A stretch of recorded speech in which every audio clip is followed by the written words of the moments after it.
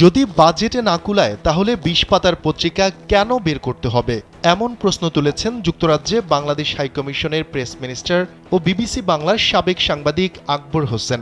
সোমবার নিজের verified Facebook অ্যাকাউন্টে দেয়া এক স্ট্যাটাসে তিনি বলেন, সাংবাদিকদের ভালো মতো বেতন দিয়ে ২ পাতার পত্রিকা বের করুন। যেন তেন ৩০টি নিউজ দেওয়ার চেয়ে ভালো মতো ৫টি ইনভেস্টিগেটিভ বা অ্যানালাইসিস থাকুক। এতে কোয়ালিটি বাড়বে এবং গণমাধ্যমের বদনাম দূর হবে।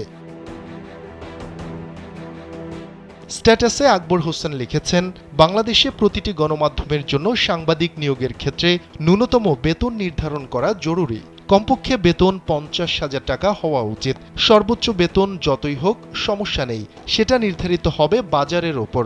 যে গণমাধ্যম ন্যূনতম বেতন দিতে পারবে না সেটা বন্ধ হয়ে যাক। ১০-১৫ হাজার বেতন দিয়ে কিংবা সময় মতো বেতন না দিয়ে একটা গণমাধ্যমে ৫০ জন সাংবাদিক পোষার দরকার নেই। ১৫ জন কাজ করুক, ভালো বেতন পাক, সময় মতো বেতন পাক। সাংবাদিকদের বেতন প্রসঙ্গে তিনি আরও লিখেন, দেশের মূল্যস্ফীতি অনুযায়ী প্রতি বছর বেতন বাড়াতে হবে। এছাড়া প্রভিডেন্ট ফান্ড এবং গ্র্যাচুইটির ব্যবস্থা থাকতে হবে। সপ্তাহে ২ দিন ছুটি অনিবার্য। যেসব মালিক এসব শর্ত মানতে পারবে তারা গণমাধ্যম চালাতে পারবে, অন্যথায় বন্ধ হয়ে যাক। গণমাধ্যমগুলো এসব বিষয় ঠিকমতো মানছে কিনা সেটা প্রতি বছর সরকার অডিট করতে পারে, তারপর সেই রিপোর্ট প্রকাশ করতে পারে।